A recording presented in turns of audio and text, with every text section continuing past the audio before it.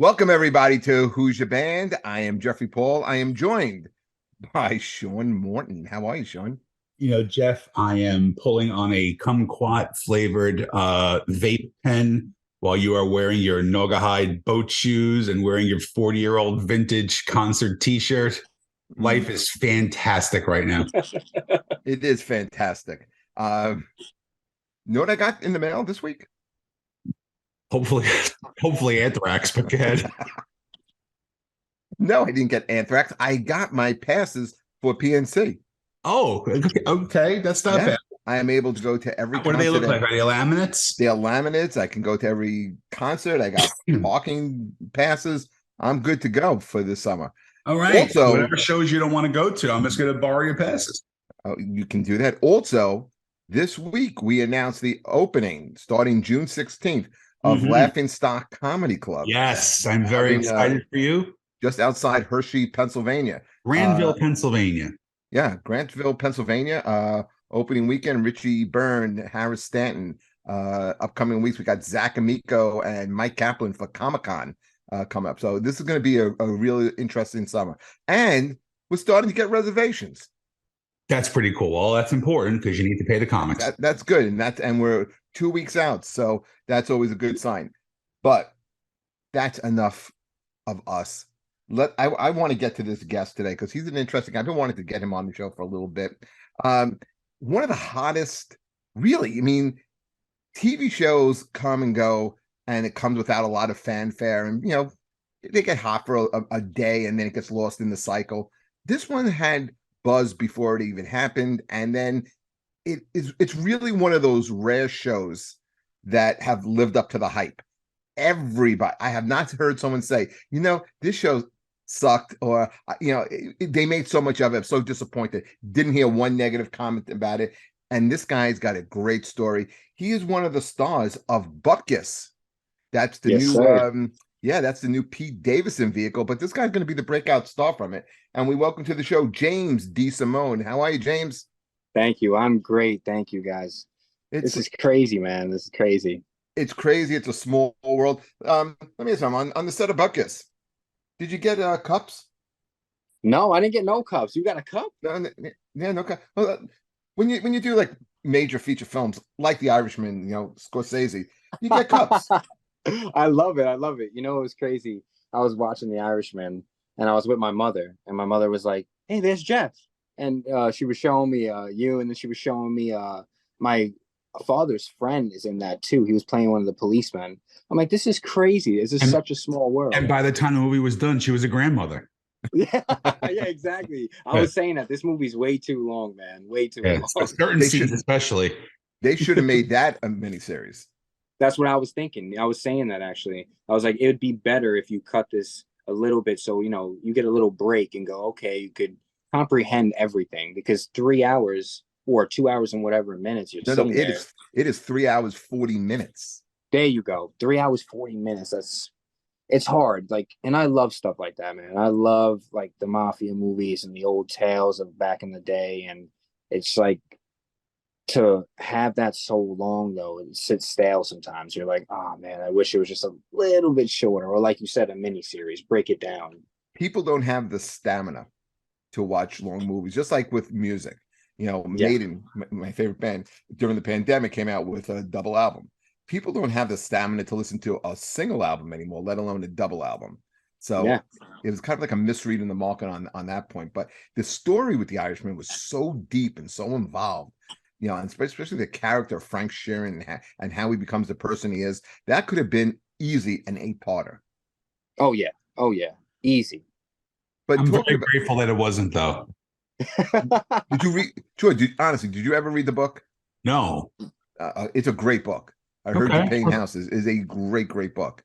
I will take your word for it. And it really does tell the story. And then it's the theory. He's not saying it's fact, but it's the theory on what happened to Jimmy Hoffa. And I think there are aspects of it that were real, and I think there are aspects of it that maybe I don't know if I buy the whole thing. Did I ever tell you that my cousin was on a documentary about the disappearance of Jimmy Hoffa because he was kind of connected to it? How was he connected to it? Or rumored to be connected to it? No.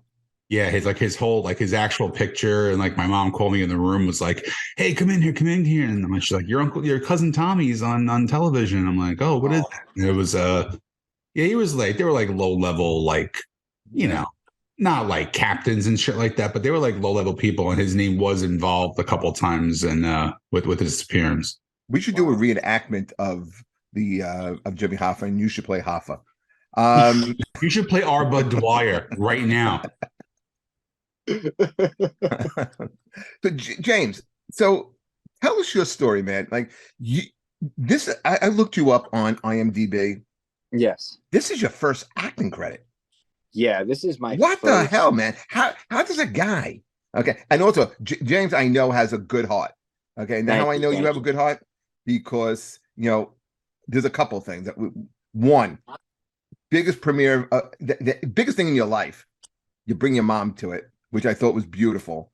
Yeah. And then still, you work with animals. Okay. So, how does a guy who works with animals, who bounced around a little bit, how do you land a reoccurring? That's the dream of everybody. How do you Yeah. land a reoccurring role on one of the hottest series that's out there? So it's kind of a short story, but a long story at the same time. So for years, like I was saying before to Sean, I know Pete from like freshman year of high school. So I'd say what Which high 13 school did you guys years. go to?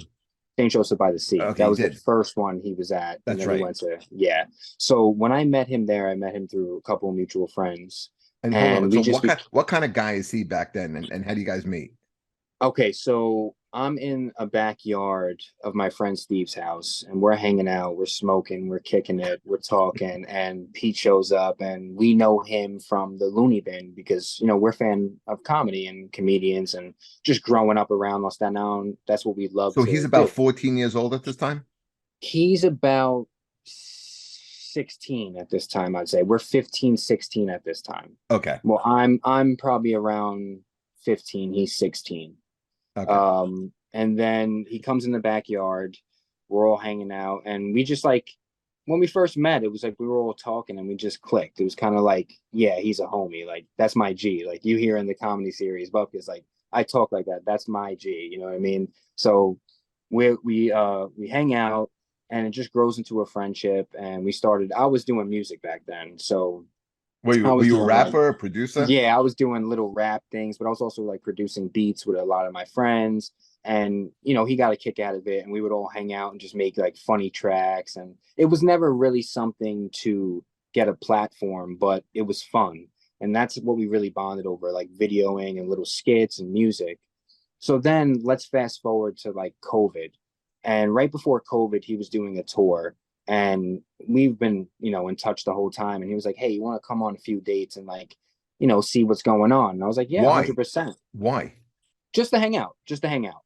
So So this is like right he's before already on COVID. Saturday Night Live at this point. Yeah, this is fast forward, he's on Saturday Night Okay, so Live. he's a star at this point. He's a star, and we've been hanging out the whole time. He's not like that. He's not like one of the guys where he's like, oh, I'm on TV, I can't hang out with you. It was more like we met at 15 and we've been in touch since 15 years Now old. the reason why I'm trying to ask and get like some of this like minutia down, because the thing I know about Pete is he's a very guarded person, Yes. and and he doesn't just like willy-nilly let people into his circle. And if he kind of feels like you're crossing him, he can cut you out pretty quick.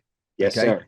Yes, But sir. it seems like you have like a genuine you first of all you see it on screen, but Thank you. even off scene, so screen. So now he asks you to come on the tour, and you're like, what you have nothing going on, so you'll Yeah, go. I'm like, yeah. I said 100%. Like, I want to come hang out. He invited his mother. I know his mother, his sister. All the friends and all the comedian friends. Derek Gaines was there. Nico White, Ricky Velez, Julio. I'm gonna butcher his last name. Giulio Gallerati. Gallerati. There you go. I Yeah. love that guy. And a couple other comedians. If I'm forgetting them, I'm sorry. I believe Jordan Rock. A lot of good guys that I met there, and they were a part of the friend group too. So I kind of got closer to them over the time. But you're not a Um, comedian, no, I'm not. I'm not a comedian. I don't and you like to want call nothing myself to do that. with doing stand-up. No.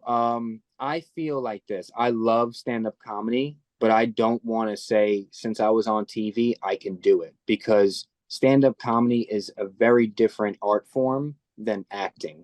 Now, Absolutely. I don't ever want to disrespect comedians and come into this game going, oh, I'm the shit. I'm a comedian. I'm a stand-up comedian, because I'm damn well not. I would love to try it maybe one day, you know, for shits and giggles, but I know my lane and I kind of want to stick to my lane where, okay, I come in, I read a script, there's cameras on me, I have time to practice, and I go into character and boom, that's me. You know, comedians have this art form where it's so magical, where they could switch things up on you and make you laugh from anything. And I feel like that's a gift that I would have to work on to ever call myself a stand-up comedian, because what I see from John Mulaney to Pete Davidson to Ricky Velez to Derek Gaines, all these guys, like, they're magical. There's something about that art form that I feel like it's better for me to watch than actually do. I want See, to Jeff, you should take some advice. I mean, you being an actor as well, being in The Irishman, I don't think you should try comedy anymore. No, it's not working for me. It's a great, you know, he's younger than us, but he gives great advice. And honestly, it's the right thing to do, Jeff. I like how you had to like interject that shitty comment into what he's saying something like really profound. I'm really interested in what he has to say, and you have to come in with your fucking dumb hack, which we heard a million times analysis of me, which means nothing. Okay, so now you're on the tour with him. You're not a comedian. What are you doing? Are you bored? What do you do?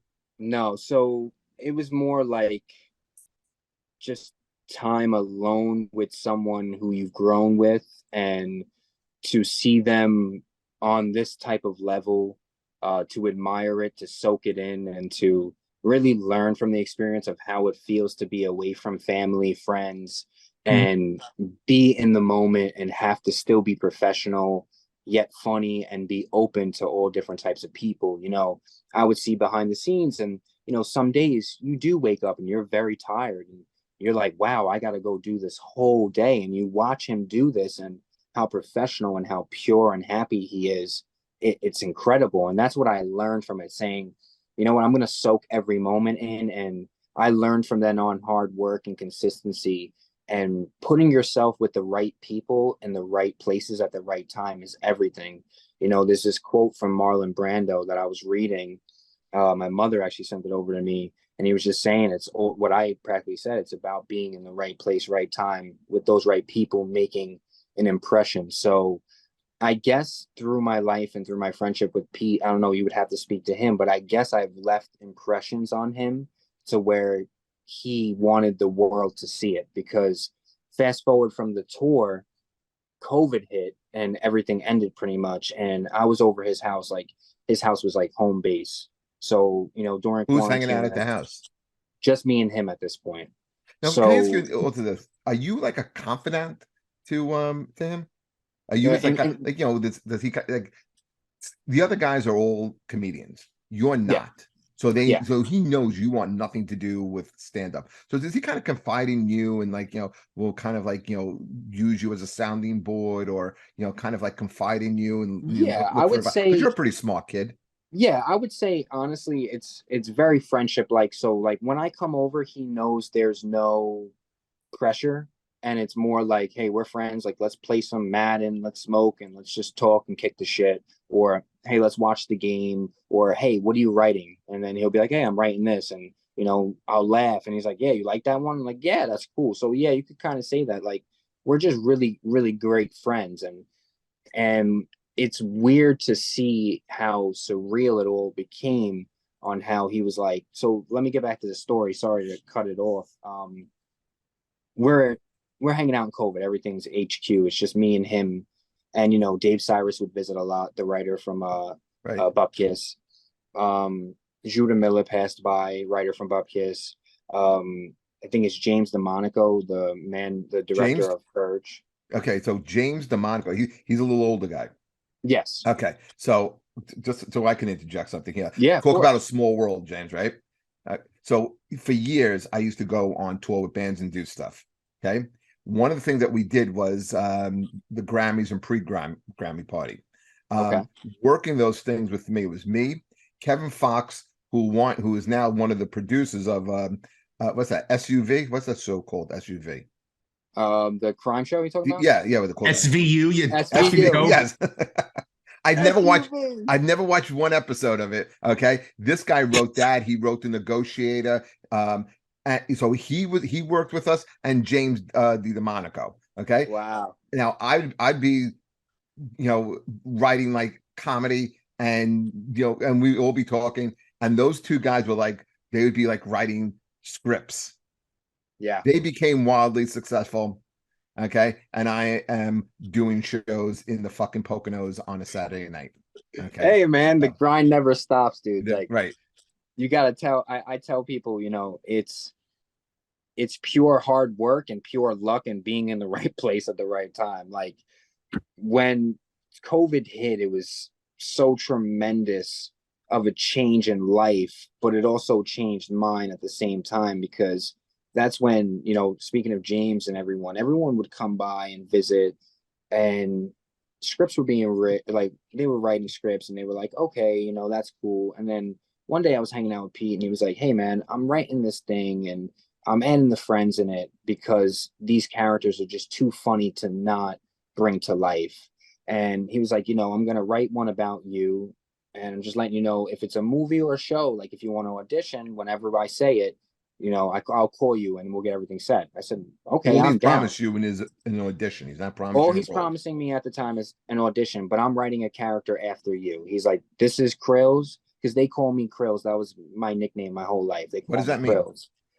Crillz in also, like in real life, people call Crillz crack. It has nothing to do with that. It's more like people would say I'm krilled. So like I'm so high, I'm Crillz.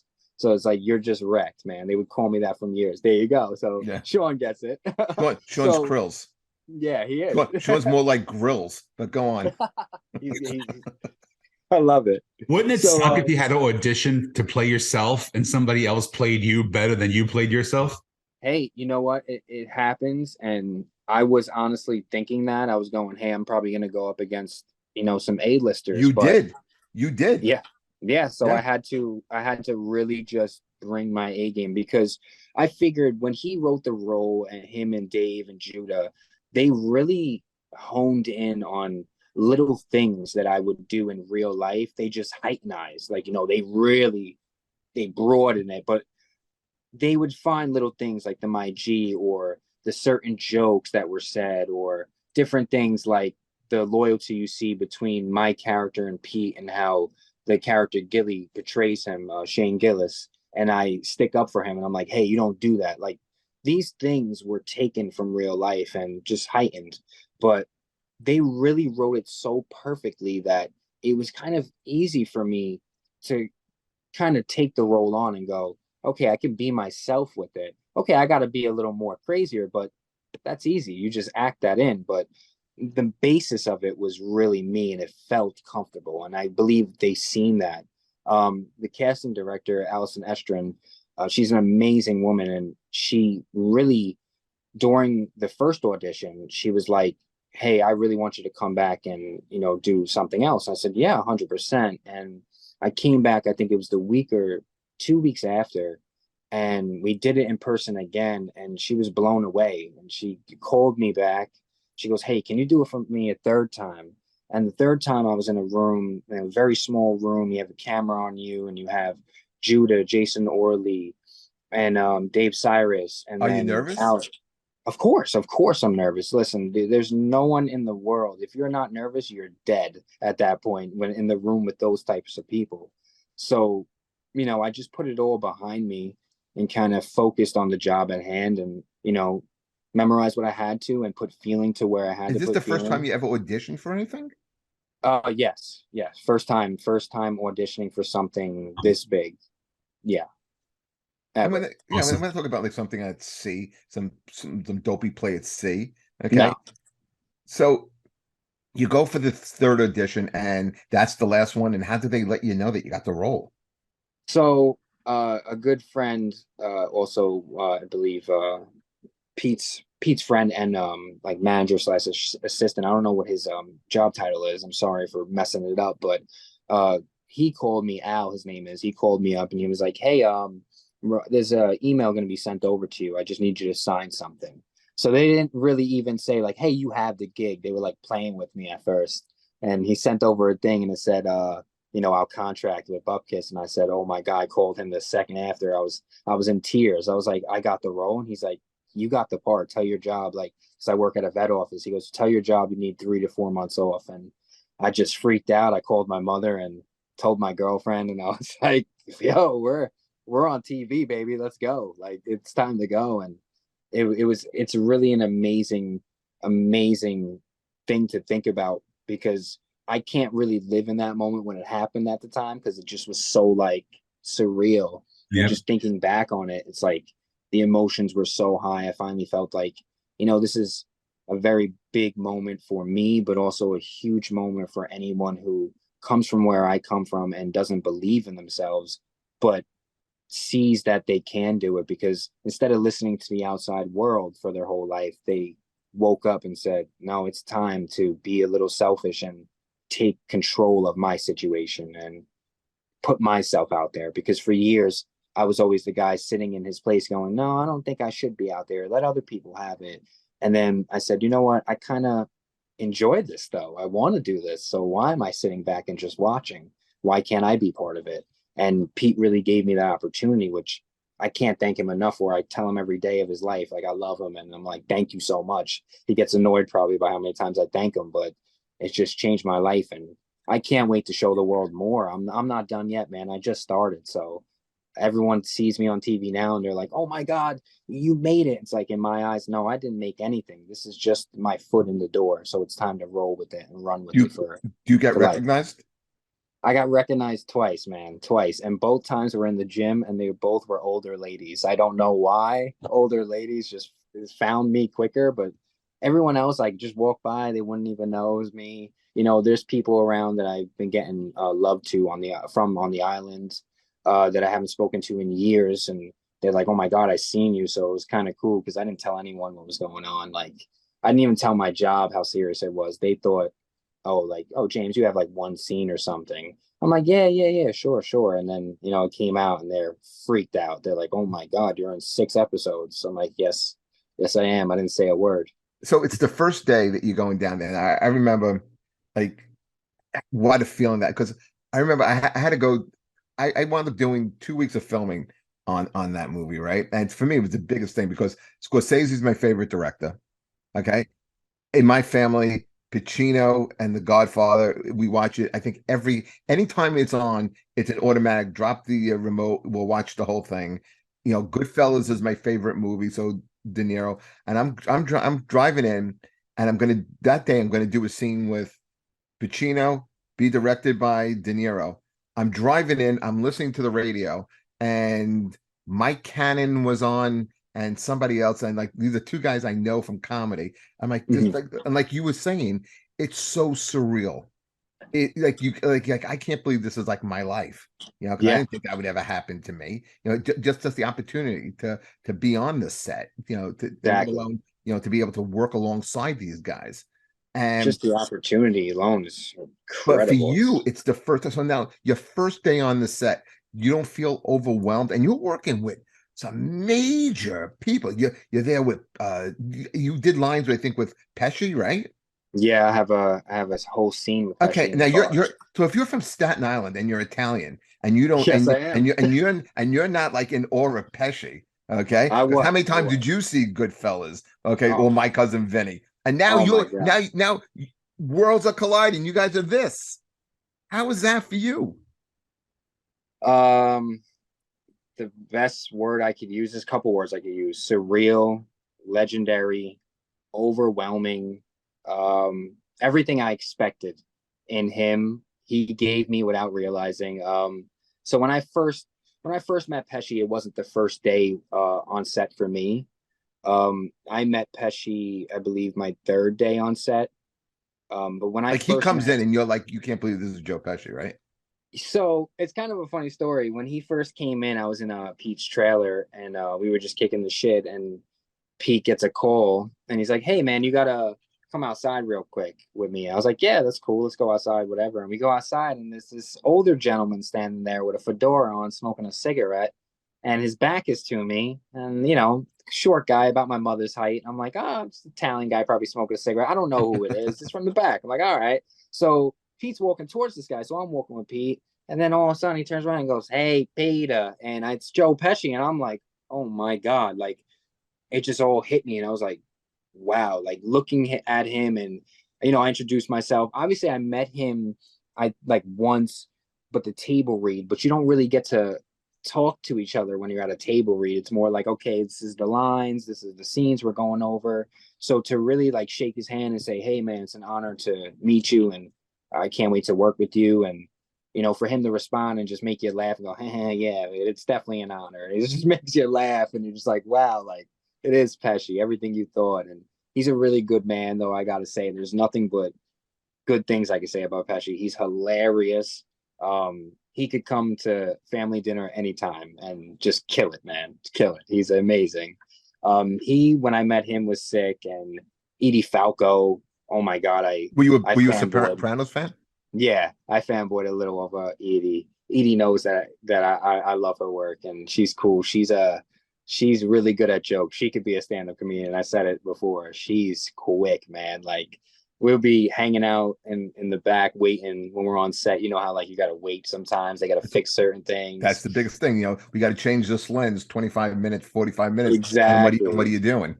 Man, and people really don't realize how it is behind the scenes, because you see these incredible shows. Like I watch these movies and stuff, and I go, I know what happens behind the scenes, and how the hell is that person crying when I bet you they were just having a coffee, smoking a cigarette 2 minutes ago? Like you see how incredible certain actors and actresses really are. Because you're like, That's dude, right. 2 minutes ago you were not in that mood. You had someone touching your face with makeup, fixing your outfit, going, "Hey, you ready? You ready? You ready?" Like just everyone in your ear and lights and cameras on you. And how they And can make those words like magical off the yeah, page. that's what I'm saying. Like Yep. that's another thing that really blew me away with these actors and actresses. Like from Pete to Edie to Joe to Una Roche to Derek Gaines to Dave Cyrus to Shane Gillis to Brad Garrett to John Mulaney, Keenan Thompson, all these people. You're naming Just legends here. And now we're throwing in James DeSimone. And you're not intimidated by this?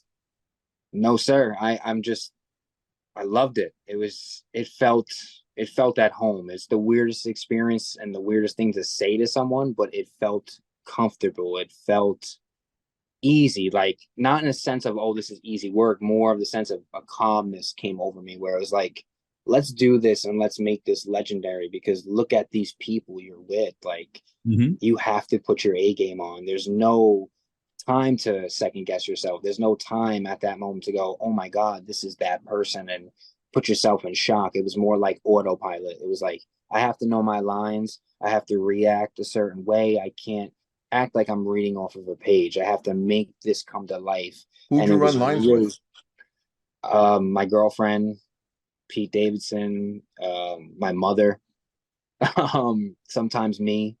And if I could give some advice to other actors, try not to look in the mirror when you're doing it, because it really did hurt when you looked in the mirror, because you couldn't really put everything out there because you're looking at yourself and going, "What the hell are you doing?" So I kind of did it where I was in my trailer and I would say a line, and if I didn't like it, I would say it a different way. And then, Derek Gaines actually would come in my trailer, and there was a lot of times he was teaching me. He was like, "Okay, you could say this line, but then have a beat before you say that certain sentence. Like, take a second. Don't rush that line. Let people feel that certain thing you're saying, then come back at them with this." And he really showed me how to weave through the comedy. And because comedy is, like I said, an art form, and stand-up comedians are the best at it. And to take advice from these guys, that where they're showing me reading a page and saying it a certain way and making it feel totally amazing and different from what I was doing, and then saying, "Hey, try it this way," and I did it that way just to learn. Like the whole experience was a learning experience for me, and it felt amazing because people really opened up, and you don't expect that in the entertainment industry, but these guys opened up and they were like, "Hey, like you want to be a legend, you want to do it, and you want to make this the right way, we're going to help you get through it, and whatever, let's do it." Like everyone was on board, and I love that. When this came out, Sean hit me up and he Mhm. was like, "You got to see this." Like Yeah, really did. he really really like. He was like, he goes, did you hear about this? Like, yeah, sure, I heard about it. He's like, well, you got to see it. He goes, it's really really good.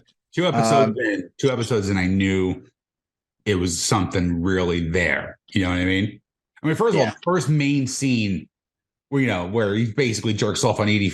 That is, if you're going to introduce your character to the world, that was fucking brilliant. That was a brilliant first real big scene in that series. I'm telling you, man, the writers, Pete, Dave, and Judah, these guys killed it. And Jason Orley, the director, legendary. Like, it's just, like I said, surreal. These guys work and they know what they're doing, man. They're funny guys. Like, there's no doubt about it. And not only was it funny, the drama part of it, like the second episode, really hit home because I know this man for half my life, and to really see it come to life and for him to be vulnerable and show these people like, hey man, this is what I went through, but let's laugh about it. Let's get over it and let's see who I am and why I am the way I am. And for him to open up like that, I felt like, I even said it to him, I cried at that second episode because he previewed that episode to me and a couple of the guys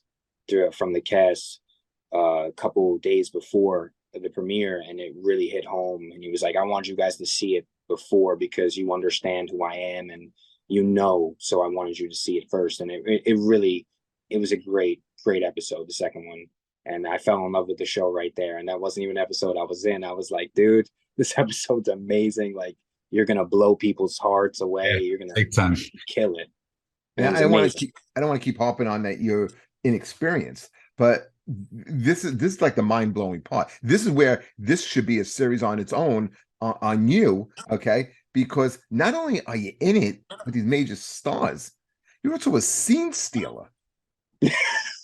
Like, when you're really, I mean, sure, would you say it's true when he's on screen and when he talks and says, I don't know, maybe because I kind of feel like a little bit of a connection to you because I know your mom pretty well, Maybe. And so like I'm rooting for you, but like anytime you're on, I'm like, fucking guy, he's so good, and he's likable and he's such a funny character, and like I want to see more. That's the other thing. We all have that one friend. Who's just like the character. Yes. You know what I mean? It's like, who's your guy? My guy. Who's my guy? I got a couple guys. I got a couple guys. There's always one space cadet out of the group. Yeah. Always one like guy that pushes the envelope a little bit. I think I'm Jeff's. Yeah. I think I'm Jeff's. Crillz Jr. Yeah, right. Like I said, he's 20 years older than him. He's calling me Junior. I love it. Hey man, I'm trying to give you a love here, man. So you mentioned this also. I mean, a quick question.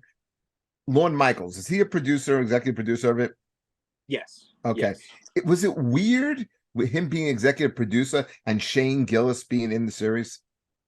Now, when I first met Shane, I didn't know any of that story. I knew he was a comedian, and I knew he was fucking hilarious, obviously. And hold on a second, just for those that aren't familiar with this, I'm talking to the audience here, okay? Yeah. For those that aren't familiar with it, Shane basically got railroaded. He was cast. He got the part. He was going to be on Saturday Night Live. Yep. And then you had some asshole who's I'm going to go back and I'm going to look at podcasts and take a joke out of content, and because it's NBC and it's super PC, they cancel him, and he winds up getting the part rescinded, which is ridiculous because Shane is an incredibly talented guy. Incredibly. Funny, would have been a star on Saturday Night Live, and then he gets kicked off before he even gets a chance to appear on one episode. Yeah, his career, he's done okay for himself. He's doing, but come on, you go on great. Saturday Night Live, and now listen, I don't think Saturday Night Live is like it was what it is, or it was much bigger back in the day than it is now. Because I just think there are too many cast members. Okay, but Shane would have stood out. So how was that? When I met him, I had no clue about any of that, and he was just a funny guy, and the things he would say were just so witty, and it was like how incredibly fast he was with jokes at us, like little things, and you know, he's a cool guy. I'm still in touch with him. I actually asked him. I was like, man, I got to come see him on his tour because he's going crazy, selling out shows, Yep. amazing. But then when I learned about it, he was making actually a joke about it, and I just was like, wow, this is crazy how the world works. That something like that would happen. But then it was explained, and Pete was like, but you know, this role is Shane could kill this man. Like, you know, like let's not care about the past stuff. Let's not care about any of that. Let's see what the guy can do. And when I was introduced to him, I had no clue. Like it wasn't said or anything. But then when the jokes were made and I found out, I was like, wow, it's wild how the world works. Like I wouldn't expect that. He's such a nice dude too. I wouldn't think like anything. Who would cancel that dude? He's a fluffy, lovey man. Like, come on, man. Like what the hell? Like who would cancel this dude? He's so Exactly. cool. You know what, when the way you're describing Pete and what he, you know, with you and Shane, he reminds me of like the new Adam Sandler. You Yes, know, sir. it's like I don't think this is the peak for Pete. I think it's far from it. I think, and I have a feeling he brings all his buddies along for the ride, just That's like one of my Sandler favorite did. things. That's one of my favorite things. I mean, I always respected Kevin James too. Kevin James did the same thing where he would Yes. cast a lot of his friends. He cast Richie Ravini in you know, the Grown Ups movies, which he didn't have to do. You know, that's really Yeah. it's a great thing because you're you know, you can have actors and stuff like that, but like as far as comics go, we all know that our main goal is to be fucking famous. Let's just be honest. You know what I mean? You Yeah. do really good in comedy to either get onto an SNL or to get noticed for a TV part or a movie part, you know? And Exactly. they're all just helping out their friends who are fucking hysterical. It's a great thing. Yeah. And like Pete has said it several times where he's like, you know, it's not, you know, I'm up here, I'm doing my thing, I'm on my platform, but you know, I have to give credit when it's due. Like if there's a character that I'm creating after you, I have to at least give you an audition. So, like I said, if it wasn't for him, I wouldn't have had that opportunity, obviously. But at the same time, I spoke to him about it and I had a conversation. I was like, you know, people are going to look at it as a handout. And he goes, who cares what people think? You earned it.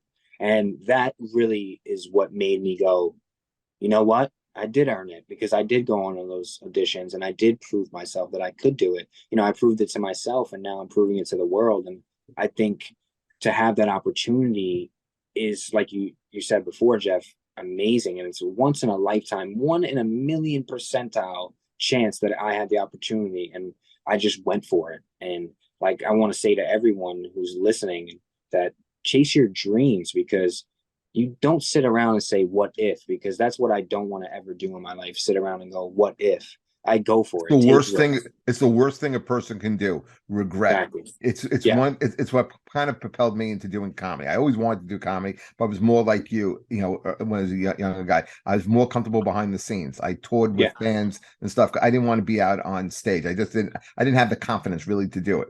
But then there Same. comes a point in your life where you're like, I have to try. I'd rather fail than as opposed to saying what if. You Exactly. know, that's the biggest thing for me. I said that too. I was like, you know, I'm not gonna ever live and go, you know, what if that? Like, just go for it. And what's the worst they're gonna say? No, it's not. I'm not gonna die. Next day, I'm gonna wake up. So, and thankfully, they didn't say no, so I'm there. You know, thank God. You know, you also said that you know you had to be lucky. Yeah, you have to be a little lucky. You know, Yeah. but here's the thing: it wasn't a handout. You got an what Pete did was give you an opportunity. Yeah. If you sucked, if you got too nervous, you know, and wasn't able to work past it, if you didn't put in the prep work to come back for those auditions, okay, if you got the part and just said, you know what, I'm not even going to work at it, because you was just saying that how you would go in front of the, you know, and run lines and take advice. You put yourself in a position to be lucky. All Pete did was give you an opportunity, and that, you know, and that's great. Sometimes, you know, some people get that, some people don't. That's the luck part. But the thing is, you know, you weren't lucky to get the role. You had to have talent to get that role. Yes, sir. Thank you. I appreciate that. You Well, know, it's, like it's the truth.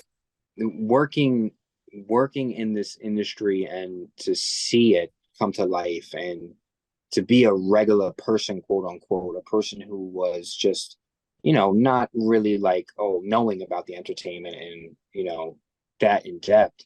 and to see it come to life and the hard work I seen these legendary people putting in, I couldn't sit back and do nothing. Like I had to practice. What you see on that screen, practice, practice, practice. I did not sit back one day and go, you know what? I'm tired. Like there was no being tired. I was getting up at 6 a.m. calls, getting my ass to the Bronx, getting to Long Island, getting there and reading and making sure that it felt as real as possible. Why has Honestly, everything got to be filmed in the Bronx? I don't know, man. Bronx, Queens, Long Yeah, Island. nothing's ever filmed in Staten Island or Woodbridge. We did Staten Island too, but I feel like it's a lot to do with, you know, the producers and what they can get money wise, or what do they call that? Not grants, permits, like permit wise. So there's a lot of different reasons. I don't know, but I agree. We need more Staten Island love, man. That's why I'm trying to show it to people. I'm like, listen, I'm from here, man. Like, let's show some love. Like, let's get some. I'm developing a new show. It's called The Real Housewives of New Dorp. I love it. That'd be a great one, actually. I come for audition. James, did you catch Lorne Michaels' eye, and did he say anything to you at the premiere party? At the premiere party, I didn't get a chance to really talk to him. He was kind of like, I explain it like, it's kind of like reminding me of The Irishman, a scene with The Irishman when they were all sitting at the table together. Like he was in the corner upstairs and he had like all these people around him. But, you know, I spoke to Pete about it, and Pete was like, yeah, no, he knows who you are and he likes your work. Don't believe me. He likes your work. If he didn't, you wouldn't be on that TV screen. And I was like, okay, as long as the boss likes it, we're good. Like, you know, I didn't want to interrupt him. I'm not that type of guy to come up and go, hey, do you know who I am? Like, it's more the sense, time will tell, and I will speak to him one day. I know it. I will it into existence and keep doing what I have to do, keep my head down and focused and push. And I will have that meeting one day where I'm shaking his hand and he knows exactly who he's speaking to. So it will happen one day, but it hasn't happened yet. No, sadly, but. So you didn't go up to him? I would go up to him and I would do something stupid. I'd be like, do like a bad Hans and Franz impression. I'm here to pump you up. Have fun. You want to relaunch it? It's more like, Jeff, the thought behind it with me was more of, I want to keep my job and let's have season 2. I was like, that's it. Let me keep my job. I'm doing good so far. I can't, mess anything up at that point. I can see fucking Jeff going, hey Lauren, I don't know if you know who I am, but I was an Irishman. He goes, listen, you don't know me. You don't know me. I'm Jeff. I don't think you're doing. There's some. If you want some notes. Yeah, I'm gonna go up and give notes. Right. Yo, listen. I have this whole script. I think it'd be great for NBC. Right. Start doing like a really hack, like De Niro, like a little bit. Exactly. So a couple more things before we have to let you go, because we still have to talk music, but you're pals with Pete, and Pete's legendary now, known for his thing with women. Does it rub off on you? Did you hook up? Anything when you could tell us? No, man, no, nothing. No sloppy seconds or anything. No, okay. That's not how we are, man. It's more of the what he does with his women, he does, man. That's him, and I just respect him. We call him Pussy Thanos for a reason. That man collected all the Infinity Stones of women. That's funny. Did you smell his fingers at any point? Yeah, we. Okay. Fucking 14. I'm just checking. That's not a legitimate question, Sean. If you had the opportunity to smell Pete's fingers, you wouldn't do it. No way, man. Okay. No way. I'm just saying. I probably would. Yeah, I probably would. Yeah. You know what James, you know what I once did? I'll give him a call later. I'm gonna be like, yo, Jeffrey Ball, man. He's gonna say, who the fuck is that idiot? One time, right? So I'm working. I think it was like the Grammys or something. So maybe it was an ESPN. I was working something, and I'm in the bathroom with Shaquille O'Neal. Oh God. Okay. Do you think I looked over and snuck a peek? No, of course you did. Of course I did. And you too, if you were in my position, you would have done the exact same thing. No, I would not have taken 14 on the throat, Jeffrey. You have a chance to look at Shaquille O'Neal's dick. You wouldn't look just to see. No, man. Yeah, not eye level, Jeff. Yeah, it's probably eye level anyway. You'd see the imprint. Exactly. You'd be like, oh, hey, okay. I had to look. There was You're crazy, man. Do you still think about although it? it probably wasn't that like subtle. It's probably like, Yeah, he's probably like this weird. He probably told a story about you online or something. Oh like, God, I can see the whole thing. He's standing in front. He looks to the left. He looks down. He looks up. He looks down. He looks up, and then he winks. And then he, and then he puts his 2-inch kilowatt back in his fucking. Sean, if you had the chance, just for the story, Caitlyn Jenner, would you? Oh God, yeah, just for the story. Why not? Okay, that's what I'm saying. So it's the same thing. You have a fucking gold medal winner? Would I? Have you? No. There you go. No, just for the Olympic story. You have a fucking play on a Wheaties box? Nope. No, I got to answer no to these. Two for two, motherfucker. Two for two, man. These are the type of scenarios that comedians talk about on long road trips. Oh, I know. Oh, yeah. I know. Yeah, this is this is bad. So what's the future hold for you, James? What's the next step now? You got an agent? Yes, sir. Yes, sir. I am at an agency, and right now I am. Since the writer's strike is going on, it's kind of a little dead right now, but I am on my grind and I'm focusing, and I did 2 other auditions as of right now, and see where that goes. And right now I'm just focused on the next thing. Hopefully Bupkis comes back around, which I believe it will. It's a great following. It got amazing buzz. Yeah, so like people are loving it. Certified fresh. Rotten Tomatoes gave us a good score. Critically acclaimed. So hopefully season 2 comes around and they have some room for Crillz in there. I believe they do. So that's something I'm looking very much forward to too. But as of now, I am focusing on my acting career and taking it to the next level and pushing on. That's it. And enjoying every moment of it, because the journey is better than the destination, they say. So I want to enjoy every moment I can and just keep going with it. Who gave you that advice? My mother and on the Jersey Shore. That's what it sounds like. My mother gave me that advice. And Pete gave me advice he said, you know what, you're too good at this not for it to not be your career. He's like, you're just good at it, so you should keep working at it and doing it. So I was like, I have to do this. And I'm the type of guy where I'm a sponge, so I'm willing to learn, willing to learn from different people, take advice and, admire and observe and just keep working on my craft. I'm going to do it, keep my head low. I'm not here to, make a fuss and be like, oh, hey, it's me. I really want to just focus and make people know me for the roles that I play and create a mystery behind who really James DeSimone is. I want you to eventually go, who is this guy? Because I remember him as this guy, but then I see him as this guy, as if you're watching a Leo or as you're watching an Al or you're watching a De Niro, where you go, who is he today? I want that mystery behind me. So I'm working for that. It'd be a great arc. You see how nice he is now and humble. The next time we get you on the show, you start referring to yourself in the third person. You'd be like, James DeSimone's a great man. He has luscious hair. And the president of the James Who is James DeSimone? Let's analyze James. James D. What are the many sides of James DeSimone? and you can have not even a cigarette, cigarillo. Yeah, be smoking. Hollywood bad boy. Hollywood bad boy, James DeSimone. I'll just be dropping names, but so subliminal. I'll be like, yeah, I was with Leo the other day, Yeah, right. It's like you're too young to remember, but on the Tonight Show, it's like guys would come out and you would know. So it was me, Bobby De Niro. Like Bobby. We get it. You know him. And as a kid, and as a kid, you would sit there and go, "Oh shit, he knows him. He refers to him as Bobby." Mm-hmm.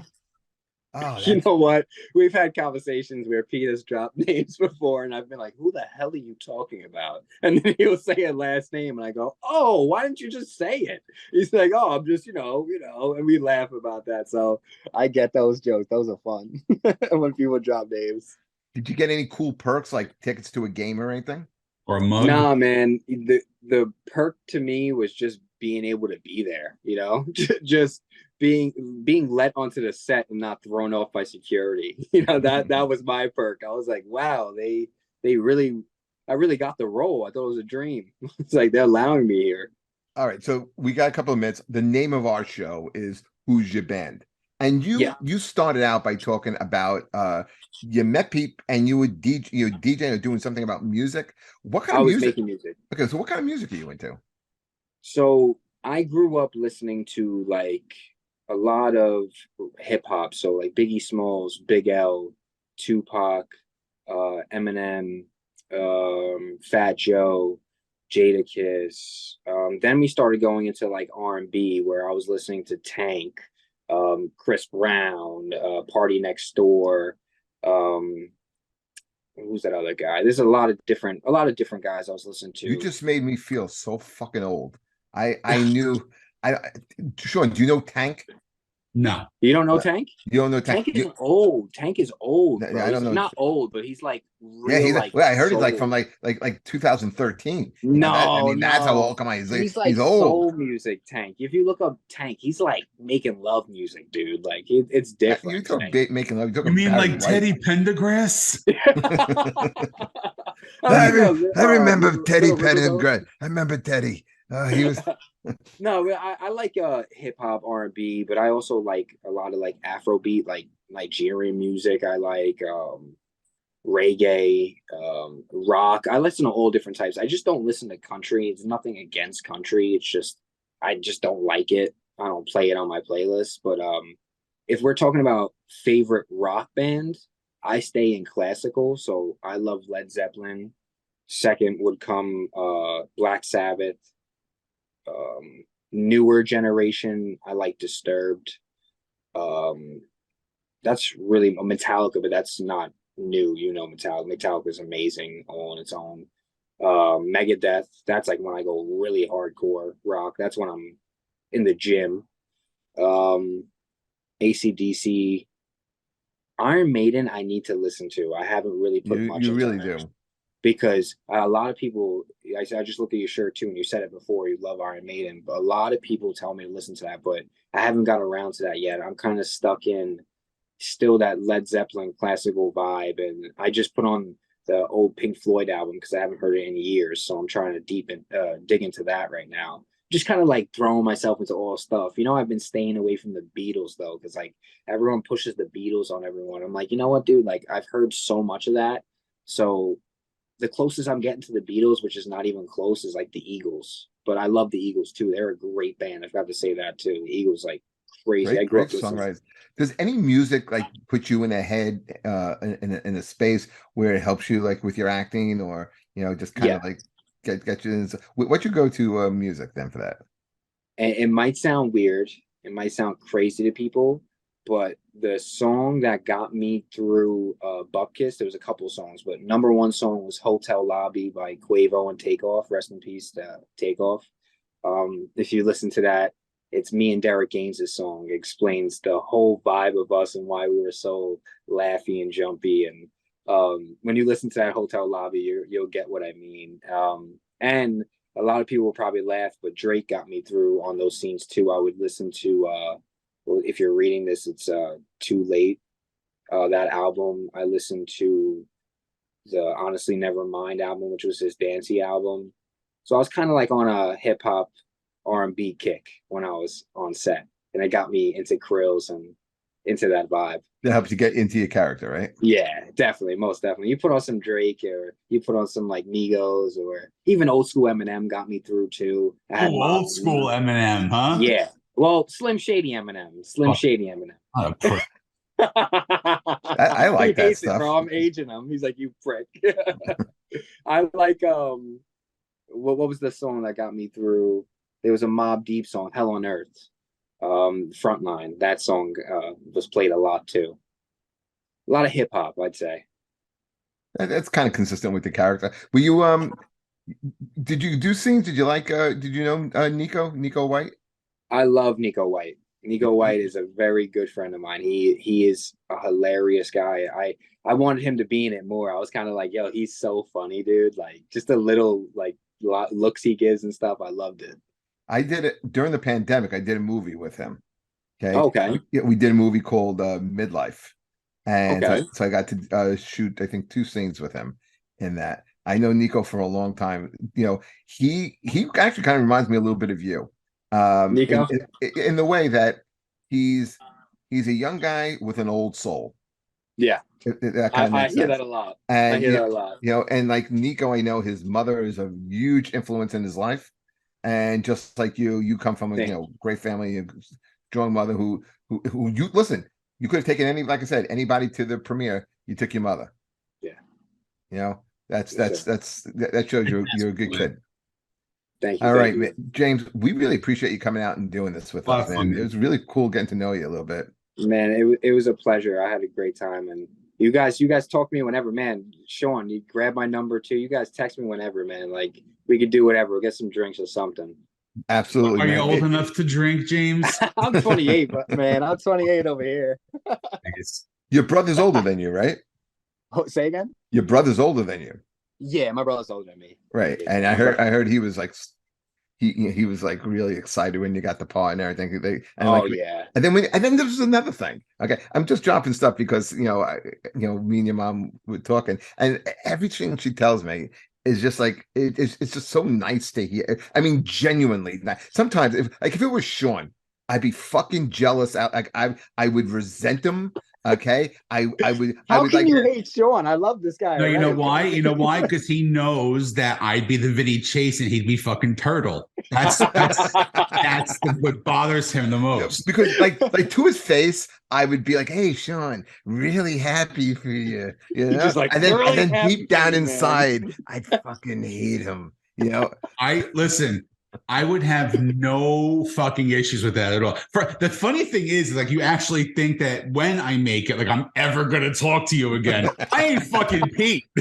I'll be like, yo, can I put Jeff Paul on my show? Oh no, Brad Pitt, yeah. Who? Exactly. You'd never hear from me again. Pete is a better person than I am. James, I tell your mother all the time. I say, if it comes around for me again, and anything that I tell her, I go, everybody is dead to me. Okay, it's like don't contact me, don't call me. I'm not gonna acknowledge anybody. I've never wished more success on you in my entire life, dude. It's funny. Like the thought does cross your mind. You're just like, should I even talk to these people? You're like, come on, and then you go, you know what? That reminds me. Was anybody kind of like a dick to you, and then all of a sudden you got a little bit of a heat going, and all of a sudden, hey James, what's up, buddy? Yeah, I've had that already, and it's if you focus on that. I was actually talking to my mother about that. If you focus on that, that could consume you. That can consume your day. So if you really just look at it from where it's coming from and going, okay, like. And what I've learned, especially from doing this, is that, these people are letting us into their homes every day. They're watching Bupkis, and I don't know I'm in their homes, but I'm in their lives when they're watching this. So they feel like I'm just going to say whatever to the guy, even though I haven't spoken to him in 7 years or something, or I never gave him a look in my life, but yet I'm saying he's the best and he's my friend and this, and, so you got to kind of just brush it off and go, you got to see where it's coming from, man, and kind of like laugh and go, you know what? Damn, I made it. You know what I mean? I did it. I did it, man. For them to be hitting me up, I did it. So I could say that's a perk too, because it kind of gets me going and just like, pushes me to be better at this and keep doing it, because I kind of want to be in their households even more. I want their mother talking about me, going, that James DeSimone, I seen him on this and I love him. So I want that. The more success you get, the more you're gonna get haters. You're gonna get phony people, and you always, you got to have like your core. I think that's the thing with what Pete sees in you. You guys were friends since you're 14, 15 years old. You're not a guy who has a handout. You're not looking for anything. You didn't want anything. You didn't ask for the audition, and it just came to you. And then when you got it, you couldn't be more grateful to it. Yeah. I think I that's the thing. But you're not always going to have people like that in your life. You're going to I be in know. my core, Jeff. You're in my core. You gotta take God, it I got as you. that. You gotta take it as like, which I take it as that, I'm blessed and Yeah. to have a friend like Pete and to have the people who are around me, my friends that, aren't doing the entertainment industry, who are doing jobs like, bioengineer or whatever, just being, functioning in society. And those people ground me, my family and my friends, and obviously Pete's part of that group. So I want to keep my group the group, and if we meet new friends, we do, but we don't like phony people here. So I'm always going to be me and humble, and I want to spread that. I want to create that positivity so I can have the right people attract to me and never have the wrong, like that vibe. I don't want that bad vibe because misery loves company, and I don't want that company, man. I just want to be around people who want more out of life, and let's help each other. That's why, like, when I was contacted, my mother told me about this, and she was like, Jeff is gonna text you. I said, yeah, give him my number. Like, anything to meet new people who are interested in the same thing I am, especially comedy. Like, I want to grow closer to the community because, yeah, I might not be a stand-up comedian, but I am in love with that art form and I want to learn more. And you never know, maybe one day I'll give it a try. But as of now, I know my lane and I want to respect it and watch from afar and do my acting. And, watching, stand up does help with comedy acting because that's the core of comedy right there. You guys are the backbone to comedy. So the writers are actual stand up comedians. And you go, wow, this is why that show worked. This is why that comedy worked. So I want to get a watch lot it. of You know what we get a lot of is like I did a bunch of commercials and Mhm. a lot I did like I think one nationwide commercial for Ford and then I did a bunch of like regular like local stuff. It pays a couple of bucks, but Yeah. the thing is when it comes to commercials they do like hiring comedians because the people who really write the copy for the commercials are basically ad guys who are not really writers as comedians, and unless like you're I guess like a more like a physical prop comic, we write. That's what we do. We write. We write all the time. Sometimes it's shit. Sometimes it's good. But we're constantly writing. And I think we could write and punch up what they want. All you got to do is sometimes you got to hit this thing, this mark, and this mark. If you can bring these things elements into the commercial. I remember I did something for Empire Flooring. And I think I improv, hey, wood is good. You go with wood. I think I kept rhyming wood, and that's really funny. That's good. I wound up getting the part. There you go. And that's why I'm with the writers with the writer's strike. Like, all power to them. They aren't paid the right way. They should be, given the right amount for what they do. They are the backbone. So, shout out to all the writers who are going through what they're going through now. And we hope the strike does end and comes to a good conclusion. And just want to say my heart goes out to all of them. And, I just want to see more and more movies and more series and more comedy. And I want to, enjoy, and I want the people to see what these people could bring to life. So let's go, man. I want this world to just keep moving and have more comedy in life. I love it. And I can't thank everyone enough for the opportunity and just to be a part of Bupkis was incredible. So can't wait for future and to see what comes with this. So thank you guys for having me. Seriously, it's amazing. Awesome. It's good Our man. pleasure. We wish you nothing but success. And, really, man, you're a great kid. And, Thank you. I really want to see you do well. I really do, man. That'd be awesome. All right. Yeah. Thank you again, once again. Sean, any parting words, words of wisdom? Yes, my dear friend opening up his new comedy club in 2 weeks, Laughing Stock Comedy Club, right outside of Hershey, Pennsylvania. Opening weekend is July 15th and June 15th and 16th, right? That's right. Go to laughingstockcc.com. Very cool. To get tickets. I got to check it out. I'm going to text you, Jeff, about that. Anytime, man. We'll Let's take care of you. Guys, have a great night, and thank you for everything. It was a blessing. Thank you. James, be well. Guys, we will catch you next time on Who's Your Band.